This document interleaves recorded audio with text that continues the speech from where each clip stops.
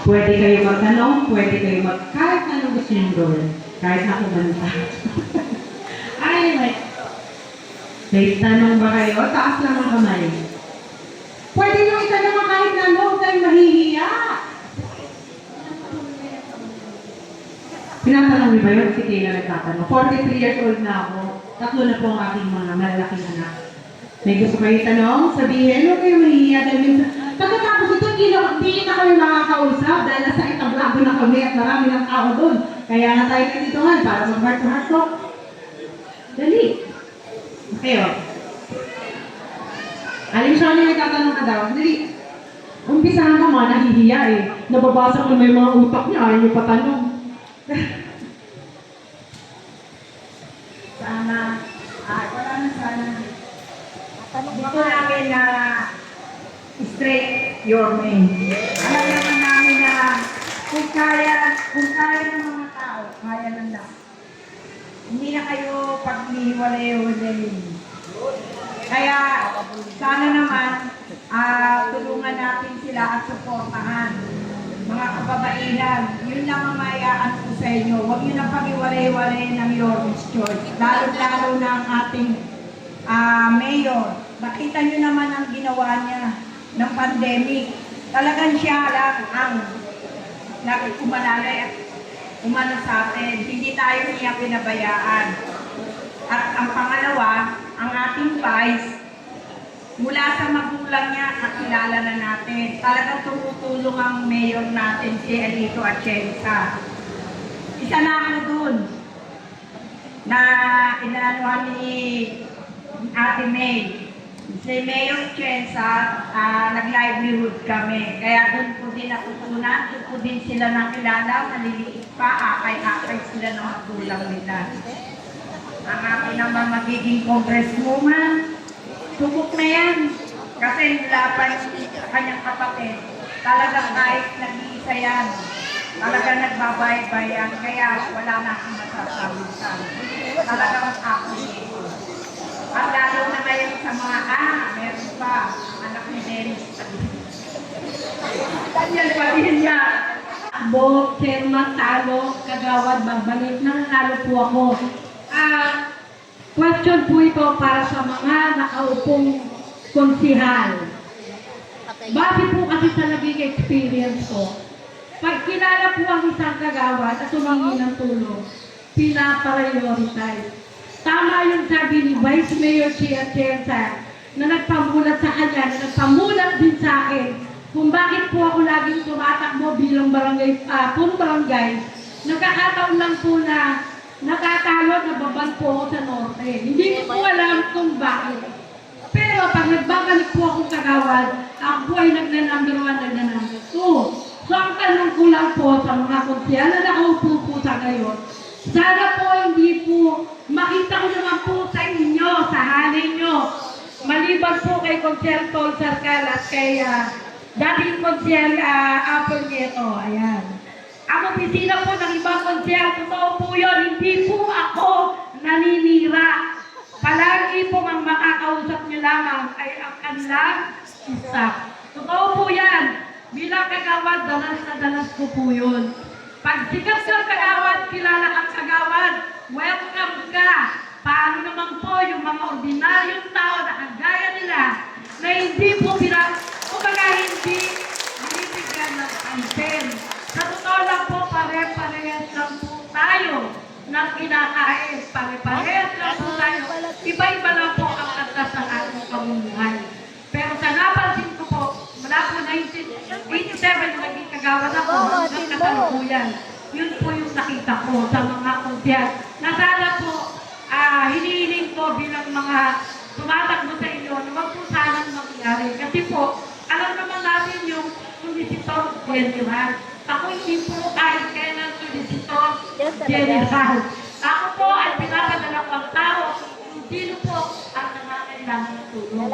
So sana po makita naman namin na kapag ganyan, sana po wag yung po ibang wala. Kasi tao po yan kahit ordinaryong tao. Kung ibang konsyal ko po yung dalas na dalas namin. Kita-kita ng dalawang mata ko.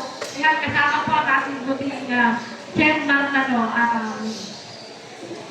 Hindi, yan. Kasama ko kagawad dati po yan. Ganyan po ang trato ng ibang konsyal. Sana po hindi po maulit sa inyong termino. Maraming salamat po at magandang hapon. Ako naman po ay bilang na po likod bayan na galing sa barangayan.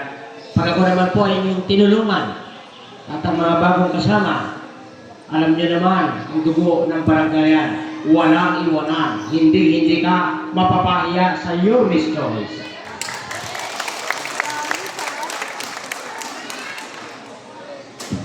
Sa akin naman po, kung inintulungan din po, nanggaling po tayo sa nasyonal. Tayo po ay nagkaroon ng opisina sa Malacanang. Kahit sino po, pinapasok po natin doon. Tayo po ay naglingkod sa OWA o Overseas Workers Welfare Administration. May kamag-anak pa kayong OFW. Yung ating opisina din po doon ay bukas kahit sino pong pumasok doon. Kung inyong pagbibigyan, yung ating magiging opisina sa konseho ay bukas din po kahit sino pwedeng pumunta po doon. Kaya, sa awa ng Diyos sa tamang pagkakataon sa tulong po ninyo, maraming salamat po.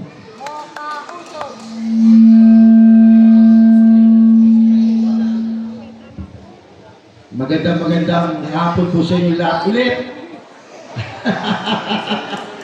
Ako po si Chris Tagle, ngayon presidente po ng Abida Tao San Lazaro. Yung mga ibang nakakaalam po sa kwento ng buhay ko, sabi ko nga ho, pangalawang buhay ko na po ito. Yung mga problema natin sa barangayan, kahit paano alam ko na rin ho.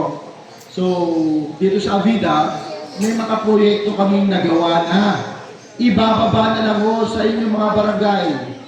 Katulad doon ng merong sariling clinic dito sa inyong barangay. At meron kayo sariling doktor. At meron kayo libreng medisina. Ayos po ba yun? Nagawa na ho natin yan. At gagawin na lang natin sa inyong barangay. Hindi po kami mangangako sa inyo. Gagawa po kami at gagawa kami ng kabutihan po para po sa inyo lahat. Ayos po ba yun? Ayos! Diba? Napakaganda ho. Diba? Vice, ayong vision natin, ang mismong dito sa inyong barangay. Meron kayo sariling doktor. Meron kayo sariling medisina. Nakakaawa nga po yung ating politiko ngayon, di ba? Ayaw niyo na ako magsalita eh. Yun nga, di ba? Sana baguhin natin ang sistema ng politiko ngayon. Di ba? Kasi hindi naman natin inaano yung mga dating mga politiko. Na pag sila'y nanalo na, lahat tayo eh. Mga, di ba? Yun lang po. Maraming salamat po. Ako po si Chris Tagle, ang bakal sa Tambo. Maraming salamat po. Mula ko yan sa norte, kasi takot ako sa multo eh. Ako naman po, mag-iwento lang din po ako ng konti. Ako yung naglalaro pa, naglalaro po ng basketball. Kahit nung undoy, namigay ako ng isang daan sa akong bigas dyan na inan ako naman ng 5 kilo. Pero hindi ako tumatakbo. Tumulong lang ako. At dyan sa amin sa Quiapo, tuwing papasok kami ng finance, Alaska o San Miguel, namimigay ako dyan isang sakong bigas kada pamilya. Kaya po itanong yung mga kapitbahay ko. Hindi po ako naglalaro, hindi po ako tumatakbo. Yun na po yung pagkatao ko. At kahit po sa Cabra, sa probinsya ng nanay ko, nung minsan, nung kami po pumasok ng finance, namili po ako ng mga delata, electric fan, 200 Ilocano Bible, 5 pick-up dinala ko sa Cabra. Namigay ako doon, akala nga numero, tatakbo ko mayor. Sabi ko, hindi po, nagsishare lang po ako ng blessing. Kaya makakaasa po kayo sa akin na kung noon nga, naiinis man ako, tumatakbo nyo. Ngayon pa kaya, pag binigay yung pagkakataon na magservisyo sa inyo, makakaasa po kayo kayo sa akin. Maraming salamat. Pag nanalo na yung politiko, nawawala na. Tapos pag may kailangan kayo, hindi na kayo makapasok sa opisina. Tama? Ito yan, mga kababaihan ko.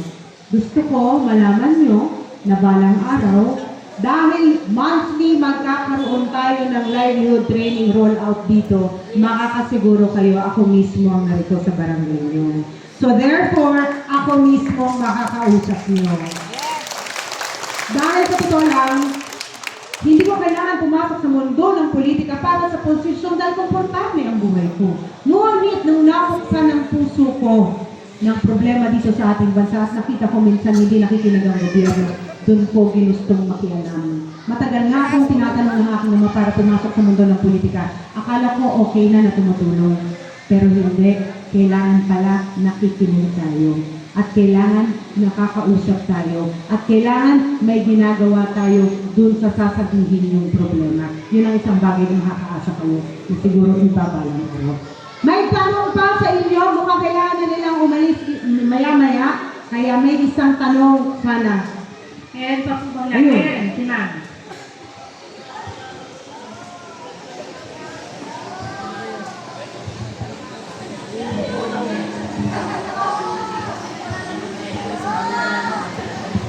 Ma'am, yun sa mga batang may special needs po, sana po mapansin din po sila.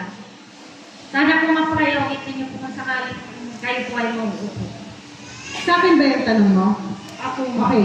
Ang mga tinatayang ko sektor ng lipunan, hindi ko na kinuwento dahil inisip ko nandun naman kayo sa isang ng mga panahon na yun. Pero ang mga tinatayang ko sektor ng lipunan, number 1, ang mga lolo at lola ko. Gusto natin siksik, liglig, ang gamot, vitamina, at mahaba ang buhay nila dito sa Maynila. Kasama doon ang pangalawa, ang PWD. Bakit? Dahil paglibot ko dito sa Maynila, nalulungkot ako. Minsan may mga bata, hindi na-diagnose. Para ipag-diagnose, alam ko mahal, tama? as taon po namang inaabot, tapos piling hospital lang po meron. Tapos pag na-diagnose, nga pa rin. Mahal. Kasi po yung pagpapaterapy. Kasama natin sa ating magiging programa na magiging sensitibo tayo sa mga PWD, lalo-lalo ng mga kabataan. Dahil dito sa Maynila, dapat patas ang panlaban ng lahat. Maging ikaw ay may kapansanan, maging ikaw ay parte ng LGBTQ+ community na minsan na mayroong discrimination, di po ba? Pero dapat dito wala. At dapat ang mga PWDs mas sinusuportahan. Dahil ang mga normal na tao nahihirapan at sa kahirapan ng buhay, paano pa kaya ang mga PWDs, lalo-lalo na ang mga magulang ng PWDs. Alam ko po yan dahil may kapatid akong dalawang may kapansanan. Inampon po ng aking mga magulang na sila ay bata pa. Alam ko ang hirap mo. Kasama yan sa programa natin. Nakakangsa kayo. Thank you, ma'am. Ayun. Alam niyo po, isa rin yan sa, isang pangarap ko. Every time na nag-uugnayan ako, ang isa sa pangarap ko, para sa ating mga kadistrito, yung magkaroon tayo ng ospital na pangbata. Isa na dyan, ang una-una kasi talaga dyan, yung mga may anak na may special needs. Kasi ako rin, dumaan din ako sa sitwasyon nila na nagbabayad ako ng 1.5 a day for 2 years. Kasi na-diagnose yung anak ko, pero naagapan eh. Paano kapag naagapan, mababawasan yung may kapansanan kapag nabawa. Tulad na anak ko, paano yung walang kakayanan na magbayad ng 1.5 a day? 2 years ago po yun, 3 years ago po yata. Pero 2 years ko siya pinatherapy. Hindi makapagsalita yung anak ko, walang focus. Pero naagapan, kaya isa rin yan sa aking magiging proyekto at panigurado pagtutulungan namin yan ni Vice P. Ating Mayor Isko Moreno, yung mapangalagaan yung ating mga batang may special needs. So I love you. Ang mahal magbayad per day, per ora, ang mahal. Okay, dadagdagan ko lang din po Ito naman po, sorry, medyo on the mas technical side naman po ito. Kasi alam naman po natin siguro na pagdating po sa priorities ng mga special needs po, pag-usapan po dito sa local government na naman po natin, pumapasok po yan dun sa MDSW or sa DSWD na branch din po, ito ba? Ang mga pangangailangan po dyan is a partnership between na MDSW pati dun po sa Manila Health natin kasi madami rin po yung mga kagamutan nila, yung pangangailangan nila ay meron po sa pang-medical at meron din po dun sa pang-social welfare po. Bilang ako naman din po ay kasalukuyang konsehal na rin naman na ang isa po sa lalo na pinaprioritize yung panahon na ako po ay nakaupo this past few years dahil may miyembro po ako ng appropriations committee din po. Ang pangako ko naman din po doon kahit papano, kung sakali po makabalik ako sa pagiging isang konsehal po, kapag mahawakan ko rin po ulit o makaupo po ako doon sa sa committee po ng appropriation, sisiguraduhin ko po, dadagdagan po natin yung budget din po talaga sa pagpapaalaga din sa ating mga special needs din naman po dito po sa ating namin. Kasi isa po yan na talaga tinututukan ko bilang isang kutsihal. Medyo pagpasensya na, kumbaga ko sa eskwelahan, nerd po kasi ako eh. Madalas po ako magtumitingin din po sa mga numero na mga na nilalagay din po. So kapag ma-allot natin yung additional budget po, of course with the help ng magiging susunod na Vice Mayor natin si Chia Tienco, bilang siya po ang magiging presiding officer. Doon po on a committee level, titignan po natin kung ano po yung mga batas na pwede po natin i-amenda doon po sa mga dating batas po natin. Then, pagkatapos po nun, pag-aaralan po natin, kung sakali po, kung matagdagan natin kahit po mga 5% na budget lang din po, doon po sa special needs po natin, and of course doon sa mga PWD din po natin, tingin ko po mas mabibigyan natin pa ng additional na halaga doon po sa kanilang lahat. Kasi 25 billion po ang ating budget ng lungsod po ng Maynila. Kapag maibalik natin si Yorme Isko, ma-i-align po natin yung maayos po ng budgeting po doon sa mga yung mga priorities din po na yan. Tatak po yan, lahat po ng mga sektor na kulang po sa pag-aalaga po, na hindi lang po siguro sa mga JO po ang napupunta ang mga budget po, ibibigay po natin naman dun po talaga sa programa na mas kailangan din naman po. Alam ko po, sa totoo lang din naman po, hindi lang naman po dapat nasa JO din po lahat naman po ng budget natin. Yun po ay nilalagay po natin, binibigay po natin sa lahat po ng sektor. Yun po. Kaya yun po. Pangako po yun bilang papunta na po ako sa pangatlong termino ko po ng pagiging konsyal at yun po yung isa uunahin natin pag-aupo na pag-aupo ko. Narinig niyo po sa akin dito po.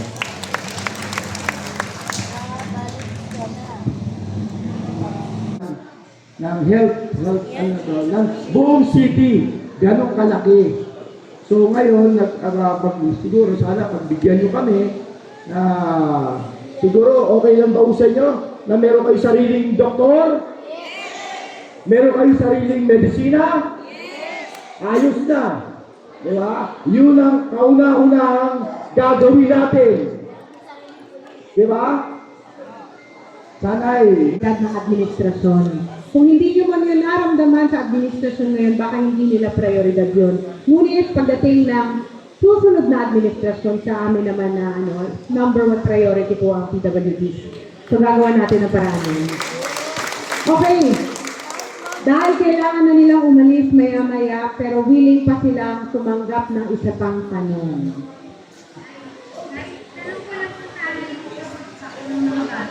Kasi po, dati po kasi madami pong binibigay. Ngayon po, ano na lang po eh. Yung pandemya to. Hindi po yung si ano pa po yung nakaupo. Nung iba na po yung konting bigas na lang po. Dagan ko na nga. Tapos pirasong itlog. Sana po, pag bumalik po si Mayor po, balik na po yung dating madaming bigas. Tapos isang tray na itlog. Saka yung uniform po ng mga bata. Oh, actually, yung panahon ng aking ama, sino dito nakaranas natin sa administration noon? Noong panahon niya, syempre tatay ko yun ha, hindi naman ako tumatakbong mayor, vice mayor lang ako. Pero noong panahon ng aking ama, uniform, bag, sapatos, bigas, insentibo para mga bata pumasok sa pangaralan. Kinukwento ko lang ginawa ng aking ama noon. Ngunit si alkalde lang ako. Pero sasabihin ko yan kay Yorme balang araw. Ngunit nakausap ko siya tungkol sa food boxes. Ang sabi naman niya sa akin, ibabalik daw namin yun. Pero ayoko nga mga ako sa iyo dahil syempre pag upo, kailangan namin silipin, magkano ba ang natira? Dahil baka naubos na sa jail. So titingnan natin. Pero isa yan sa magiging priority project natin dahil alam namin naging importante yan sa inyo. Kaya pa one last, one super duper last. One super last dahil may tatanong sa ito. And good afternoon. Good afternoon. Concern ko lang po yung regarding dun sa health sector. Kapag ko yung barangay, yung barangay po kasi dun sa namin, yung health center, may cut-off po sila every morning lang. So, paano po kaya yung kasi may ibang barangay, QC, ang ano nila, health center is 8 to 5. So dito sa atin, sa Manila, bakit po ganun? Hanggang 10 a.m. lang ang cut-off. Ay, isang susungit pa ng ano. Nama. Okay. Okay, sasagutin ko yan. Actually, sayang wala si Yorme dito. Ngunit isang bagay na pinapangako nga niya balang araw, wala na raw masungit na mga healthcare workers at mga tao sa ospital. At maaari maging 24/7 na rin ang mga ospital na gagana dito. Bakit? Dahil yung panahon na siya ay alkalde ng Maynila, madaling araw pumapasok yan sa loob ng mga ospital at nagpapanggap na regular na tao. Sinisilip niya kung maayos ang pamamalakad ng mga ospital. Kaya nung panahon na siya ay alkalde, bago magpandemya, maayos ang takbo ng mga ospital dito dahil talaga sa hands-on. Kaya makakasiguro ka, maayos ang pamamalakad ng mga ospital at health centers balang araw at sisiguraduhin namin hindi na magiging pahirap sa buhay ninyo. Makakaasa kayo din. Sa lahat na sa minimum basic needs, bahay, livelihood, healthcare, and education. Yan ang magiging 4 na prioridad ng susunod na administrasyon. Kaya makakaasa kayo din. Anyway, dahil kailangan na namin lumakad, gusto ko lang sabihin sa inyo. Itong ginawa natin ngayong hapon, simbolo ito na kung ano ang maaasahan nyo sa susunod na administrasyon sa amin ni Yorme at ng buong Yorme Sons. Dahil ako naniniwala na kami umabigyan ng posisyon, meron kaming responsibilidad para ayusin ang buhay ninyo. Ngunit kung hindi kayo nakakalapit sa mga may posisyon, wala tayong magagawang makabuluhan. Kayong nandito mismo, kaya siniseryoso ko ang mga ganito, dahil kayo ang magiging leader ko pagbaba sa mga barangay nyo balang araw.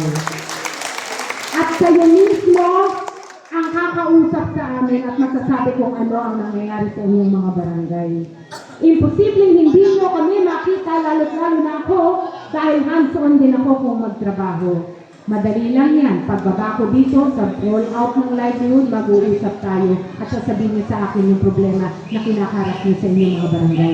Dahil naniniwala ako, yan lang ang tunay na paraan na makakagawa tayo ng maayos na gobyerno balang araw na talagang makikinig sa inyo. Susunod na panahon na makikita tayo pag kami ay nandun na sa entablado o nandun na sa motorcade.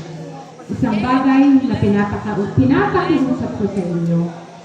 Sana kung anong narinig niyo dito ngayon sa ating heart-to-heart ugnayan, sana ibaba niyo yan sa inyong maraming miyembro. Kung papansinin niyo, ang barangay leaders lamang ang pinapunta namin dito ngayon.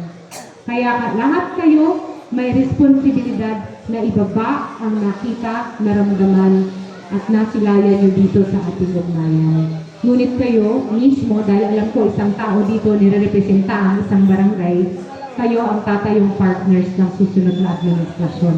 At gusto kong komportable kayong lumapit sa akin. Dahil naniniwala ako, pag tulong-tulong tayo, sama-sama tayo, at mulat kayo, at gusto nyo rin baguhin ang sistema ng gobyerno, alam ko marami tayong magagawa pagkatapos ng isang termino. Yan lang po ang rason kung bakit ako nandito, para tayuan kayo. May resibo na ang kababaihan ng Maynila dahil 40 years isinusulong natin ang livelihood training. Ngunit dahil ako ang direktora nyo, ako ay mas progresibo. Kung dati nararamdaman nyo ang livelihood training sa mga maliliit na bahay, ngayon kami na mismo magbababa dito sa inyong distrito. Para sa ganon, hindi lamang ang mga kababaihan ng Maynila ang matuturuan natin, kundi ang inyong mga kapitbahay. Kahit na babae, lalaki, bakla, tomboy, hindi kababaihan ng Maynila, dapat inganyohin yung sumama sa ating gagawing rollout. Para sa ganon, lahat ng mga Manileño matututong tumayo sa kanilang mga paa. Makakaasa ba ako sa inyo? Hanggang na ba kayo lumaban? 9-0 na tayo? 8-0 lang pala. Ito lang kasi ang distrito na 8-0. 8-0 ba tayo? Sa panghuli, bahala na kayo sa buhay niyo. Mahal na mahal ko kayong lahat. At hindi to ang una at huling beses na tayo ay magtitipon-tipon dahil pag ako ay nailuklok nyo at kami mailuklok nyo sa isang posisyon at maayos na gobyerno, makikita nyo ako palagi dahil ganun po kakulit ang bunsong anak ng dating Mayor Lito Atienza. Maraming salamat po sa inyo lahat.